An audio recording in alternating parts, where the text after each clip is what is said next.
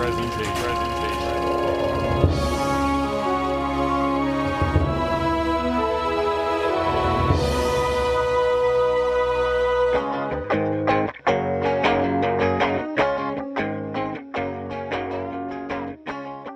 everybody, welcome to What You Watch and the bonus content from Cult Classics Podcast. Cameron Jones here, along with my host, Jordan Jones.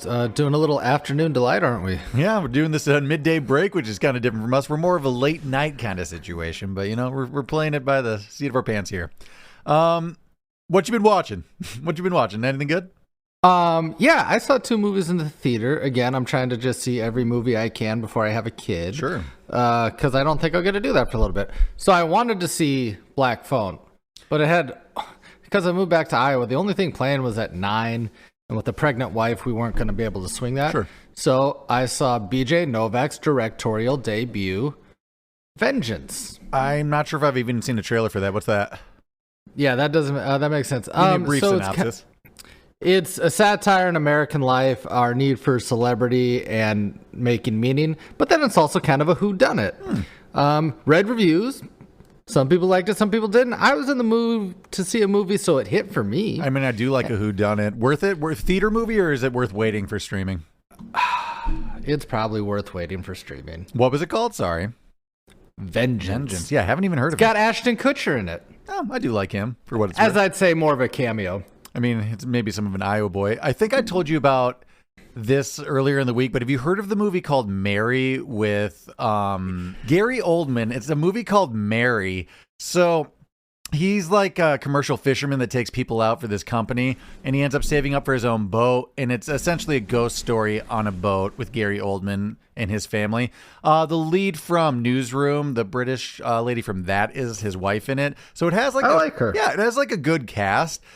But it's not a great movie. I'd never heard of it. It's only from like 2 years ago. I mean, it's a nautical sea time ghost story with Gary Oldman, so I thought it'd be kind of fun. What do you mean by ghost story? They're being haunted? Yeah, they're on a haunted ghost ship that he's restoring a ship to make his own new business venture, and they find out it's haunted. You know what got me super excited before you said it was a scary haunted movie? Huh? You're just like a dramatic fisherman movie. I'm like, I kind of like that. I'd be into that. I'd like to watch Gary Oldman make a dramatic fisherman movie. You'd think that, but I still haven't seen Master Commander and whatever the Moby Dick one was with the Hemsworth from a few years back. Master Commander may be the most realistic depiction of history, but does that make a great movie?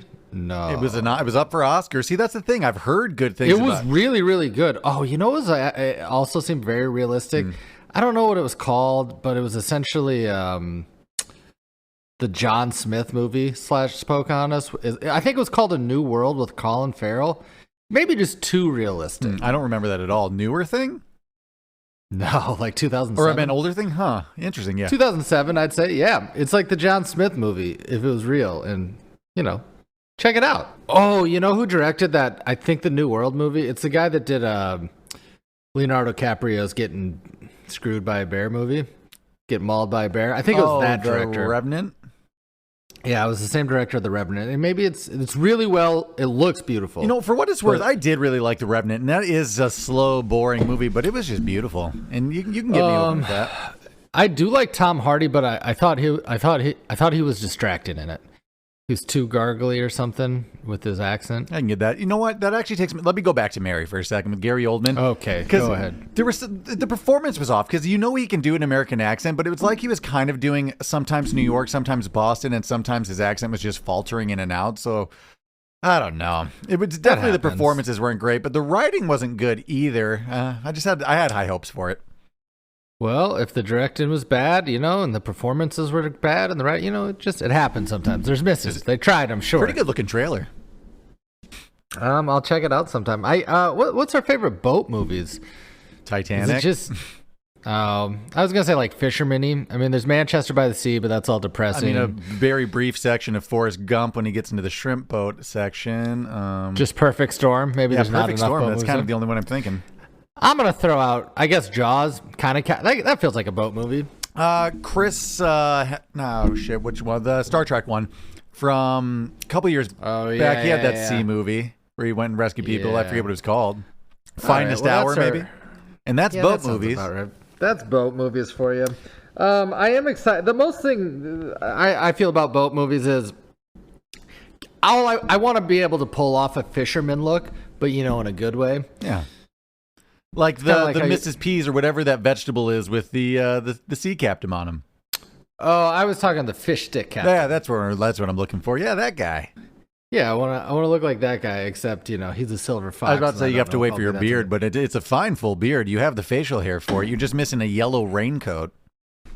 Oh, I do really want a yellow raincoat, but I don't know how because how often when it rains are you out for extended periods of time where an umbrella's not going to do it? You just need a normal looking raincoat, a spring jacket. That's all you want. You really just need an umbrella. Yeah, but those are cumbersome. You never have them on you. If you're out for an extended period of time, you already have the equipment you need for the rain. What, with your rain suit? Or no, I'm just saying it could be all kinds of, whatever it is. If you're out in the elements, you're not going to wear a fashionable raincoat. You're going to have, I don't know, like Carhartt shit that's made for rain. I don't know, you know what I mean? Yeah, that's what I'm saying. That's what you want. You want something that still looks good. Yeah, but moving on, I did see Bullet Train in the theaters. You are correct. It's Brad Pitt. Mm-hmm. I think it's one of the directors or writers of the John Wick series. Yeah, I actually have seen some stuff about this. I've heard mixed reviews though. What'd you think? Mixed reviews make sense. Okay, is it the most fun? Is the story great? No, whatever. It's pretty straightforward. But I'm gonna liken it to this. You know how for me, Guy Ritchie films aren't necessarily always the best movie, but you like the feel of it. That's how I felt about Bullet Train. Okay. Is it worth seeing in the movies for a matinee? I think I saw it at a matinee price, and again, I'm gonna have a kid. I don't think I'm gonna get to see movies. I thought it was worth it. I enjoyed it. I had some Twizzlers, I had some popcorn, and I had a Diet Mountain Dew. It was a nice day. You explained enough that it's an entertaining movie, maybe not the best one, and that's sometimes all I'm looking for. Yeah. As long as it's entertaining. It's close. It's close. I did finally see the Uncharted movie. Okay, as someone who is a big fan of the Uncharted games and just started replaying them because I watched that in Tomb Raider, but it's not a terrible movie. It's just a departure from the plot of the games, and the games were so cinematic and well done. The games are pretty much like an extension of like the Indiana Jones universe. It's a fun explorer who's kind of cheeky, and it was poorly casted, but that's fine. It became its own action adventure movie. But they just it was all about we're always stabbing each other behind the back, and they just made it about different things. I'll say this. I do know what the video game was, but I wasn't upset about the casting. I just wanted to see an action adventure, and it does deliver on that. I think the biggest problem, I don't think that Spider-Man. Yeah, Tom Holland or Mark Wahlberg, they just don't have that great of chemistry. No, they kind of don't. And I think that's what kind of ruins the movie. Well, it's also like the Mark Wahlberg character is supposed to be more of like a Sean Connery to Indiana Jones, like father figure, smoke a cigar, like Silver Fox too. It should have been like George Clooney, honestly. He's finally aged into that perfectly. But I'm saying the casting aside, it just didn't hit because their chemistry wasn't there. I agree. It's a fine movie. It's just it definitely doesn't match the caliber of the games. But hey, started the games over. Those are great. I love those games.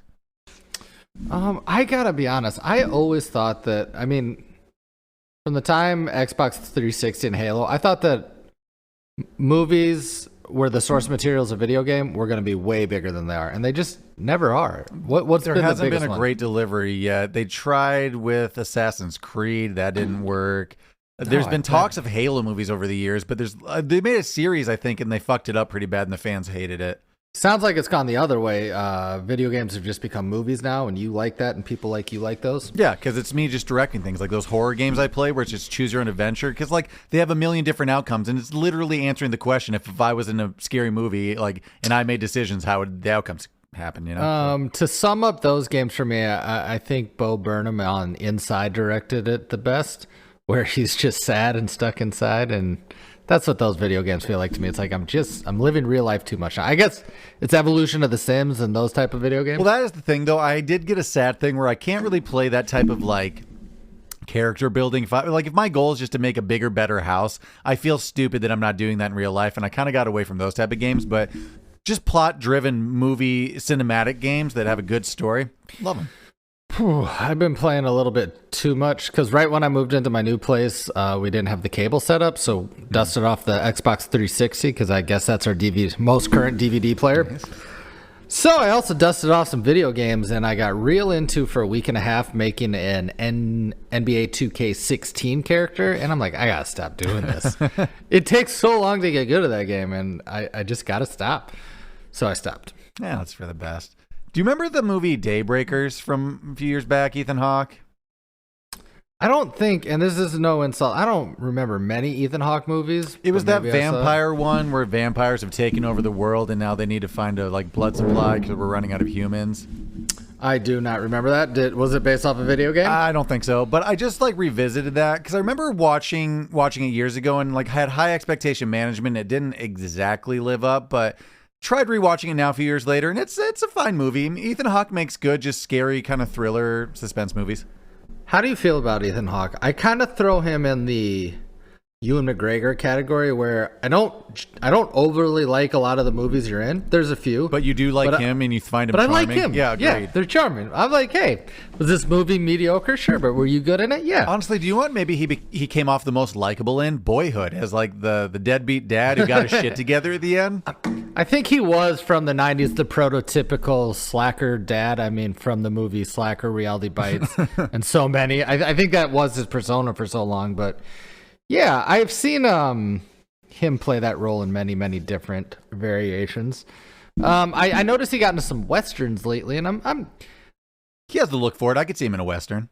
I miss the 90s westerns because they had a little more movie magic to them. Oh yeah, it was more of an action-y popcorn movie.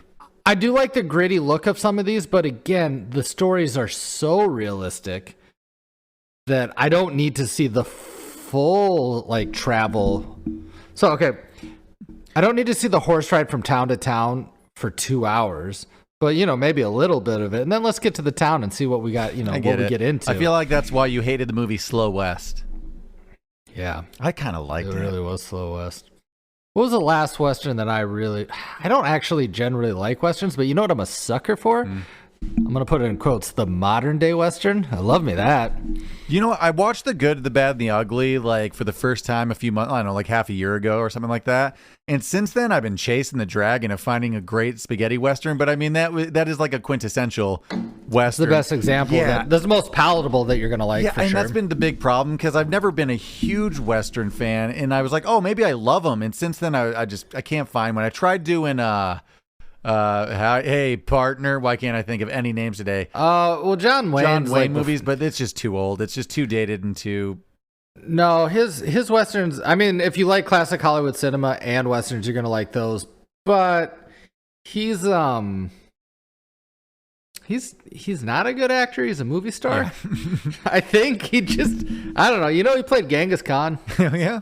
No. Yeah, he hit a Fu Manchu and was John Wayne. Nice. Hey, I'm over here. I'm Genghis Khan. Anyway, yeah, I don't know. I'm not a big enough Western fan, but examples like modern day Westerns, like Hell or High Water. I love that. That's a great movie, but that's also heisty, though. That's a cross genre. No Country for Old Men's a modern day Western. You know what I mean? Yeah. They're just great. It's the pacing of a Western and kind of the good guy, bad guy, that type of story. Leave me with Young Guns 2. That's the pinnacle of Westerns for me, baby. Young Guns 2 is probably all-time better sequel than the first one. You got that. It's up there. I mean, how many times you watched the first one? Maybe 5 times total in my life. How many times you watched Terminator 1? There you go. Recently, a lot, actually, for some reason. Terminator 1? Yeah. Was it just on something? No, it's because I was like, God, I really don't have a great reference source for this as much as T2, so I was like, I should check this out again. Do you want to hear a hot take?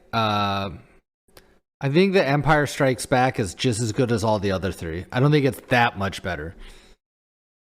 That's fine. I mean, I don't know where I honestly fall with the original one, so you can tell me any of them, but they're all a better answer than anything that's come out recently. I'll give you another hot take. Okay. Kind of a Godfather Part 1 more than 2. So many people like 2 better, but I think Godfather Part 1's great. You want to hear a hotter take? I'd love it. Never seen any of the Godfathers. That's fine. I mean, I've only seen 3 once, but if you got 6 hours. That's just it. I mean, I'll get to it eventually. Nice day. I know their class. I'll get to it. I'm sorry, everybody. I think here's the problem with missing things like that. 1, the expectations are sky high. But 2, you've already lived in a post-Godfather world where it's influenced so many other movies that you've seen that when you see the original, you're like, oh, well, this just seems like a movie that's like a lot of other movies I've seen. So it may be tough. Yeah, that is a little bit of my worry as well. I'll give you a Western where I wanted to see Gary Cooper's High Noon. It's from like 1954, and I'd never seen a Gary Cooper movie except for that Pride of the Yankees or whatever. But it was so generic because it was like the first of one of the earlier classic Hollywood cinema Westerns. I'm like, oh, this is just kind of boring. That's how you might feel about Godfather. You know, I'll still give it a try. Not anytime soon. I think I'd rather do The Sopranos first. Is that blasphemous? I mean, it's probably 40 more hours. So well, it's up that's to you, true. however you want to handle it. But you know, people are willing to have TV shows rather than sit down for one 3-hour stretch. So I get it. You can watch it. I'll tell you what, I was helping a friend pack the other day, and he had Boy Meets World on in the background, so I ended up watching like 4 episodes, but now I'm just kind of hooked into that. Unfortunately, with some of the later seasons, though, like right end of high school before we transition to the college year, so that's kind of a weird time. I do need to make a public apology, not necessarily that I like Ben Savage, but it turns out that there's things coming out about Fred Savage that now I have to be like, Ben Savage is the better one. Oh, I didn't even know, but I guess, and this is allegedly Fred Savage, like, is harassing people on set and stuff like that. I could see, based on Kevin Arnold, I could see that. There you go. Yeah, but I'm fully against Boy Meets World. I've never liked it, and I grew up when it was a hit. When it was on first run. See, funny enough, I just don't like it. We didn't really watch it growing up, but we weren't a TGIF. But in my college years, that's when all of a sudden, like, we were just watching a bunch of stuff from the '90s and binging. I was like, oh, this is nostalgic, and I like that. So it hit in that way for me. I think if I rewatched it, I would just convince myself that I could pull off the Golden Arches middle part, like mid-length hair. Because of that show, multiple of my friends have been trying it. Yeah. How's it going? I mean, I gave it a try when I had long hair. You have to have the right hair for it. You look like a pervert. I happenstance had it because when I grew my hair out, I have a natural mid part. Yeah, but you turn into Severus Snape. Yeah, it wasn't good. I've been thinking about it a lot, though. I'm going to give it one more go. Oh, cool. Let's get you to a ponytail. Let's get you to a full ponytail. I could do a tight little ponytail. Well, it could be like a ponytail, but I don't know how you even get a bun. How much hair do you need for a bun? Just give it a year. I did. I waited like a full year. Give it 2. I don't know. So it didn't look good, right? No. Well, I mean, it didn't look terrible. So back to movies. I watched all the Jurassic Parks. Well, all the originals. Okay, I'll give you there. I'll give to pull this into movies. I want it to look like Tom Cruise from The Last Samurai. Samurai. That's what I was going for. Because I said the same thing when I had long hair. Only I kind of just turned into like kind of a cool long hair Keanu Reeves. Well, Keanu Reeves is cool hair long Keanu Reeves.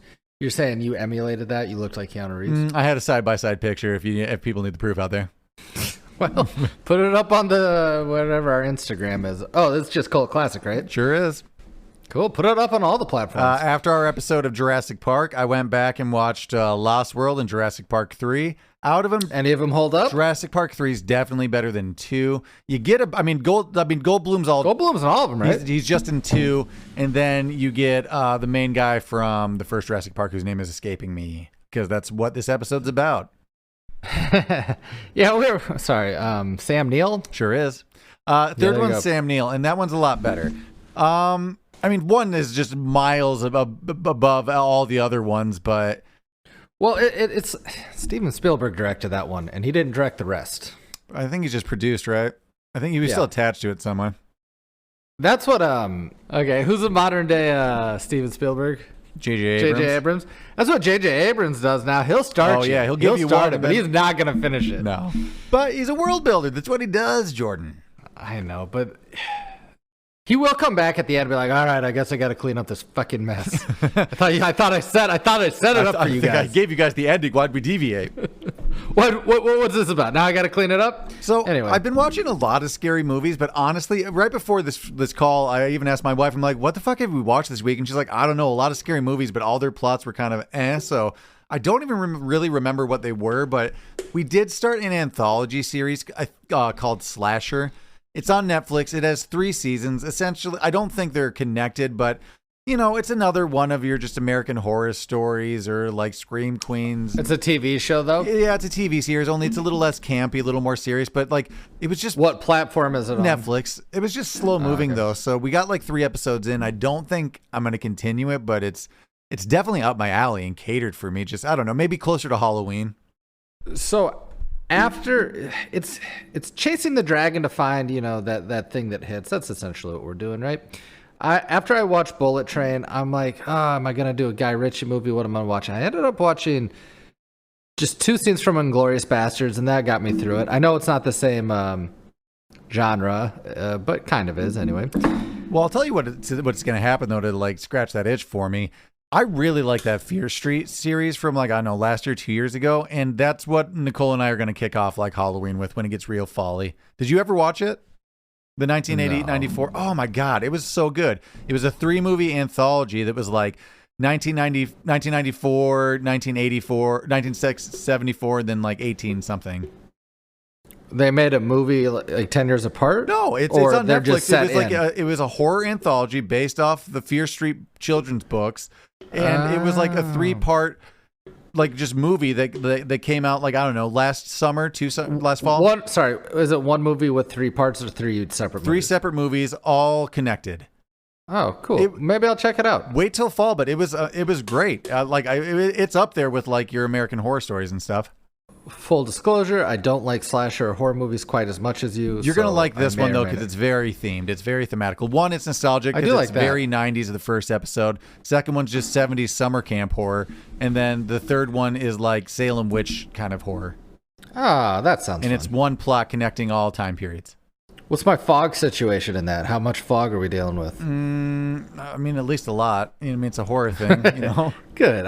Without fog, you can get fucked. I don't even want to. I do remember it being pretty graphic and gruesome, though. It was very graphic, but it was good. It's really good. Check it out. So it's not. I'm not opposed to gruesome or graphic things. Mm-hmm. It's just I'm generally not interested in many stories that are slashers because it's the same with an action movie. It depends on if there's a story or not. Like, I've never been a Hostel fan or anything that's just what I consider gore porn. If it's just shock value gore, unless it's a zombie movie, when you like those special effects are just kind of fun for camp's sake. But like if it's just like grotesque actual mutilation, like that doesn't trip my trigger. What happened to the ghost film? Are they still making those? You still get paranormal. Being haunted. The paranormal activities and the found footagey kind of like our ring cam footage kind of took over a lot of those, but you still get a good ghost story. Honestly, do you know where you find them? It's all foreign movies. It's all Spanish and Korean films that Nicole and I watch. Which I haven't delved in. Maybe I should just do that. I do like ghost or paranormal activity movies. Not necessarily demon movies like The Grudge and shit. Like that's not my thing. It's like whatever, move or kill your kid. I don't know. You're stuck. You got a demon. No, if you want a good spooky one, you need it for ghost stories. Now you kind of need foreign films, and a lot of Spanish, a lot of Korean films do it well. Granted, a lot of Korean films are like horror zombie shit too, though. So let me know out there if you want to write us in at cultclassicsgmail at cultclassicspodcast@gmail.com. There we go. Or hit us up on Instagram at the Cult Classics Podcast. Just like 2 Korean films or something. Just 2. I don't need 20. But just Train 2 good to Busan. Well, that's a zombie movie. I don't know about Ghost Story. I'll do some light research. By next week, I'll have some recommendations. I don't consider zombie movies horror movies because there is so much inherent comedy in them, and then there's just great comedy zombie movies. That's true. I mean, that is kind of a genre of its own. And those are also usually a lot of social commentary. Yeah, that's true. I'm not big into superhero zombies. I don't need them to run fast or. The remake of Dawn of the Dead is good, though. Everybody liked that, even though it was a departure from what we knew as zombies. Oh no, that one. Is that the one where they're in the mall? Yeah. Yep, that one's. Yeah, everyone. That one's funny. The humor's there in that one. True. That's about all I've really watched this week. I mean, unless I can try to remember some of those scary movies, but just God, it's a blur of bad movies, honestly. Still watching Amazing Race just to kill the time, and haven't watched Finding Neverland yet, but stay tuned next week, and I'll let you know if I do. My background watches have pretty much still just been Discovery Channel ghost show garbage of like Expedition X and things of that nature. Well, thanks for checking in our bonus content of What You Watch, and we're going to be offering these for free from now on. So if you'd like to support the network, you can always just leave a donation through our page. If you like our banter and you don't like our take on movies, but for whatever reason you keep listening to us, we do have 2 new podcasts. If you're stuck at work, stuck in a car, stuck anywhere, and you just need to pass time, need to go back to white noise, we can be that white noise for you. Check out the Urban Hermit podcast and, starring Cameron and his wife Nicole, I'm Not Crazy. You can get them on all your podcast networks. Thanks for listening, everybody, and we'll check you on the next episode.